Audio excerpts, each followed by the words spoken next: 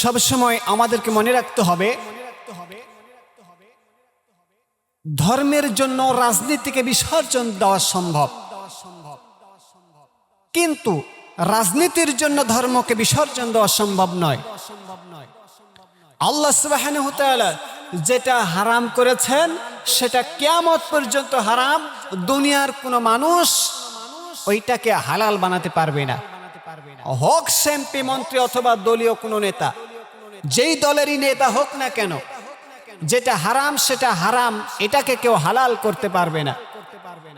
আল্লাহ সুবহানাহু ওয়া তাআলা মূর্তি পূজাকে হারাম করেছেন। সে মূর্তি পূজাকে মুসলিম হিসেবে, মুসলমান হিসেবে, ইমানদার হিসেবে আমরা সমর্থন করতে পারি না। এটা হারাম, এই কাজ করা সম্ভব নয়।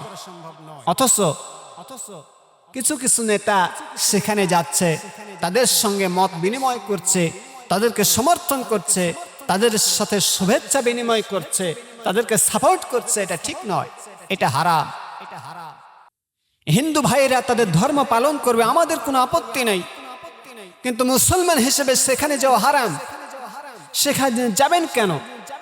যাওয়া যাবে না, তাদেরকে সমর্থন করা যাবে না।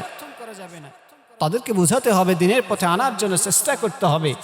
কিন্তু তারা আল্লাহ সুবহানাহু ওয়া তাআলার সঙ্গে শিরক করবে, শরীক স্থাপন করবে, আর আপনি তাদেরকে সমর্থন করবেন, এটা ঠিক নয়, এটা হারাম।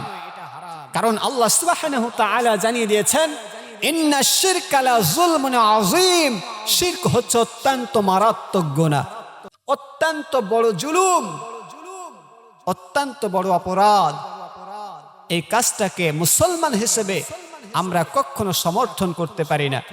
মুসলমান হিসেবে তাদের সঙ্গে আমরা শুভেচ্ছা বিনিময় করতে পারি না। তাদেরকে এখান থেকে বিরত রাখার জন্য হয়তো বা চেষ্টা করা যায়, চেষ্টা করতে হবে, এটাই ঠিক। কিন্তু তাদের সঙ্গে একত্রিত হয়ে এই পূজা উদযাপন করা, তাদের সঙ্গে পূজায় সামিল হওয়া, এটা হারাম, এটা হারাম, এটা হারাম। এটা যে দলেরই লোক করুক না কেন, যে মতেরই লোক করুক না কেন, এখান থেকে বেরিয়ে আসতে হবে।